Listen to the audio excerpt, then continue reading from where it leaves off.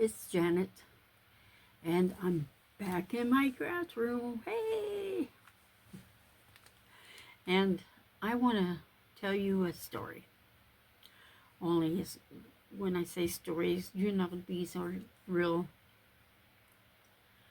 and true stories that have happened either during my childhood or my kids' childhood. But I experienced all these stories, so they are true.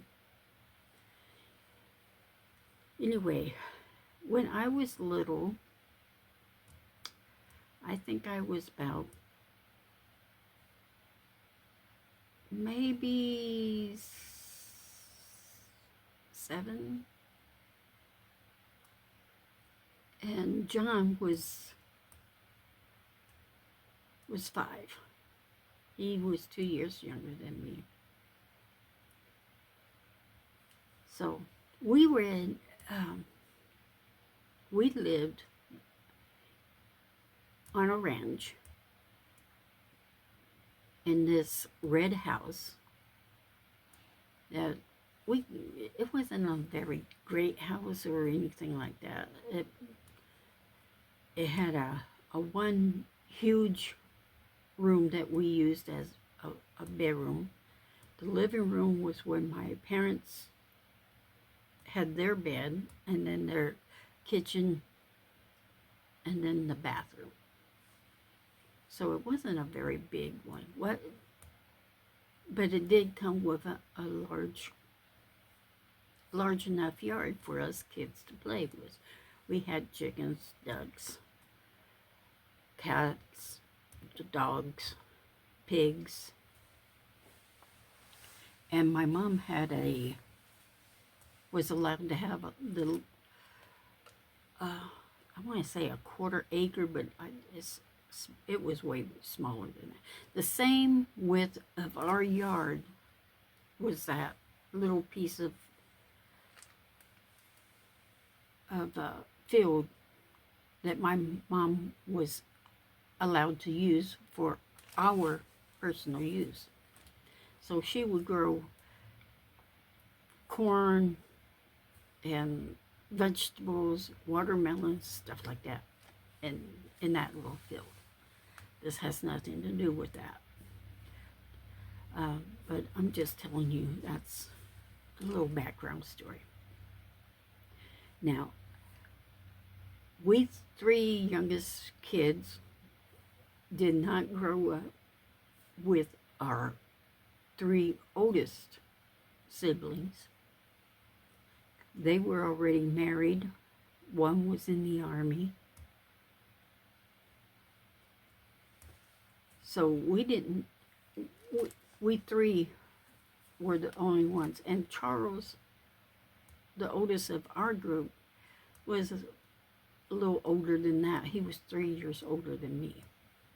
So I didn't really play much with Charles. John was the playmate for me. So whatever I did, he did, and vice versa. So one day, my oldest brother and his family came down from, I don't believe where they came from at that time. I'm thinking another town, but they might have been came down from a state. I don't know. Anyway, they came and they were spending the night with us. So since we had 2 beds, me and John shared one bed, and Charles had the other bed. Well,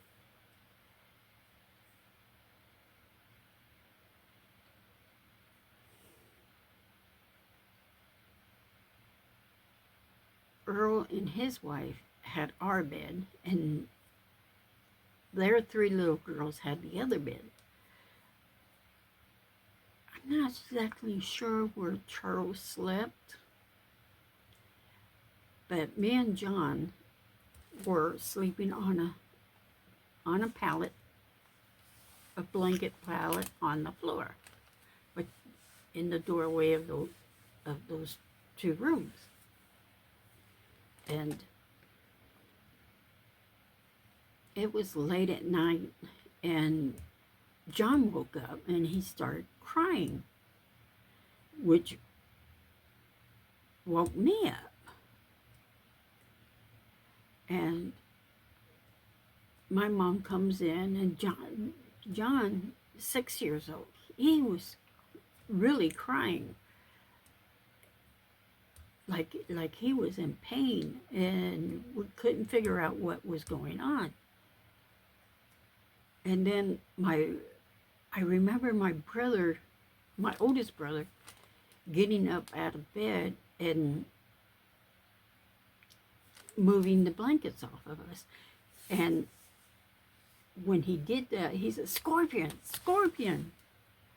And they grabbed us kids off out of the blankets. And my parents took John into their bed because they just could not get him to stop crying. And Earl just put me back down on the floor and went after the scorpion, which I believe he did kill. And my parents were checking John for a scorpion sting area, and I guess they found it. I don't know, but anyway, by this time, I was off in a corner of the room watching everything, and it was like I was muffled. I was like, everything was tunnel vision. I could see and understand what was going on, but I was just standing in that corner and just, going like this, not moving or anything, and not crying, nothing. I'm watching everything going on, and how John turned violent. He started snarling and had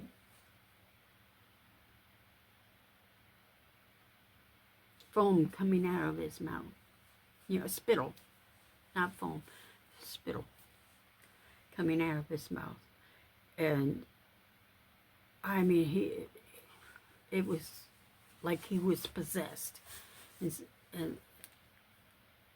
And each time my mom got near him, he would try to bite her. And they just would hold him down.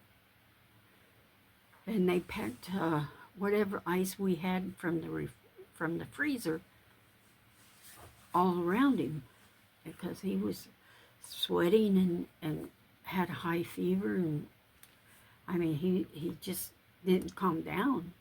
And they had my brother go to the nearest store and get some ice. Well, the store was closed at that time of night, so he wasn't able to get any ice. Anyway, my parents finally decided that my dad would take John to the nearest hospital, which was about a close to 2-hour drive from where we lived. And out there, we didn't have a hospital near us. We had a doctor, but he wasn't for emergencies. And so it was about 2-hour drive. So my mom and my dad packed John up, wrapped him up in a blanket, and took off in the truck. Meanwhile, I'm still there, standing in the corner. Never moved, never said a word, nothing.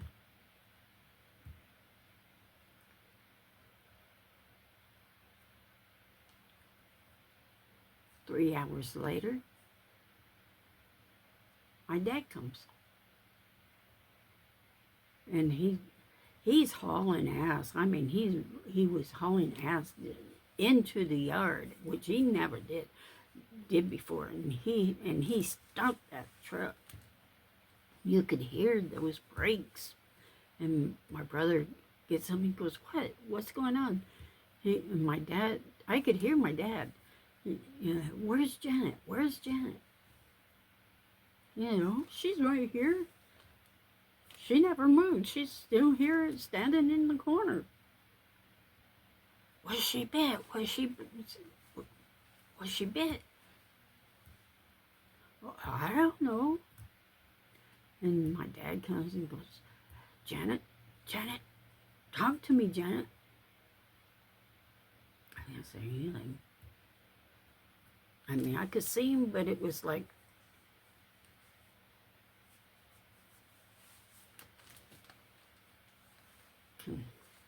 nothing. Anyway, he picked me up and put me in the truck.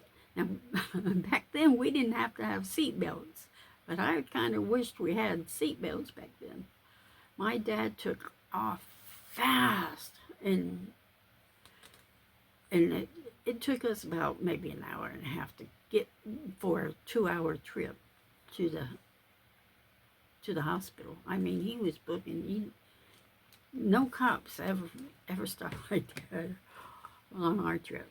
Anyway, my dad kept saying, Janet, you okay? You okay? And I would not answer him. Would not answer him. Meanwhile, I could understand every word he said, everything that was going on. It was just like I was watching TV. I could see everything happening, hear everything happening, but it was like I wasn't there. We get to the hospital, and he pulls up, and he goes, I kind of went like that, and he pushed me back, protecting me. And he gets out, and he goes, can you walk? I couldn't walk. So he carried me into the ER and put me on a little table next to John. I could hear John still growling and stuff. And I'm going, after so long of being at the hospital, and he's still at that stage. And I could hear the doctors telling the nurses to hold him down, don't let him bite you and stuff like that. And I got scared. And meanwhile, the doctor comes in and goes, did she get stung? He goes, I don't know. She won't answer me, Doc. And he looks me over and he goes, yep, she got stung. Yeah, the darn thing got me right here. Only it's on this side. He got me right here. Right in the shoulder. Where that meat is, right there. And he's examining me and stuff. He goes, it's a good thing you brought her in. Another hour and she would have been dead. He goes, really, Doc? It seems she's aware of stuff. He goes, she's shutting down. she shut down. I mean, he couldn't get me to talk. He couldn't, nothing. He goes, she's dying. Same way with your son. Yeah, but how come she's not acting like my son, you know? Different kid, you know. But I remember that night so vividly. That is, to this day, I still have nightmares of that day. And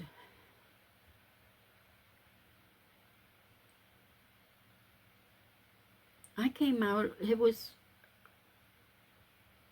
the next morning. They kind of released me, you know, they released me. And I was doing a lot better.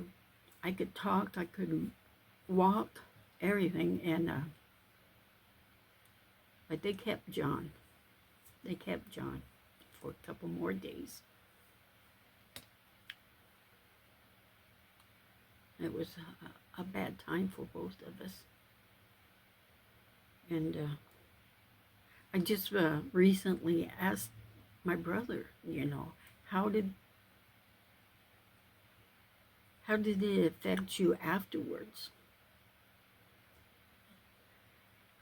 When you were growing up, did it have any lasting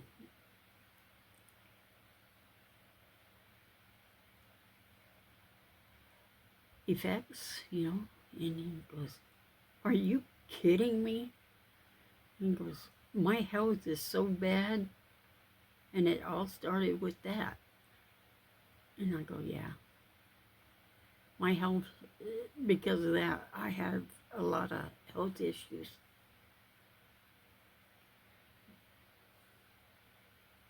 But it was, my doctors told me I should have been in a wheelchair about 20 years ago. Because they have no understanding of why I'm not in a wheelchair. My health, my body, everything is fighting so much against me that it's a miracle that I've lasted this long. I go, somebody's protecting me. You know, I get ill, I get sick real bad, but at the last bit, it's like, oh, I get better. But everything starts with that. All my allergies, all my allergic reactions, everything is due, all leads back to that first scorpion sting. And I really wished it had been different, but that's the way our destiny had for me and my brother. And I'm just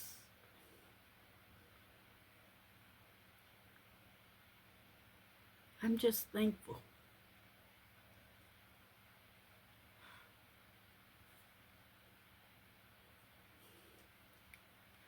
that I did not lose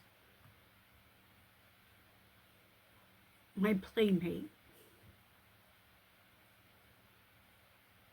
all those years ago.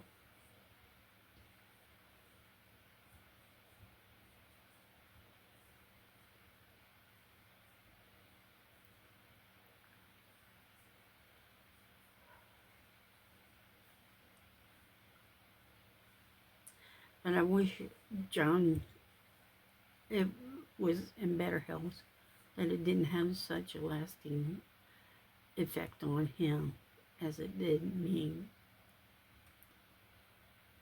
He was,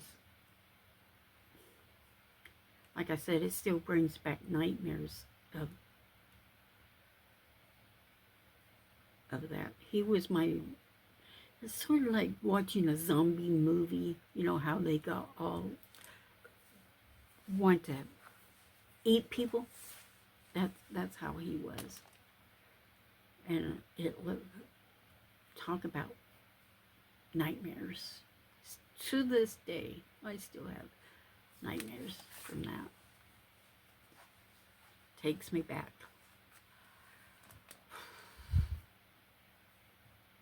I hope nobody's kids ever goes through something like that.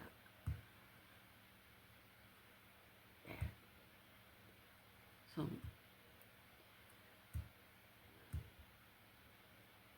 not all my memories are good ones.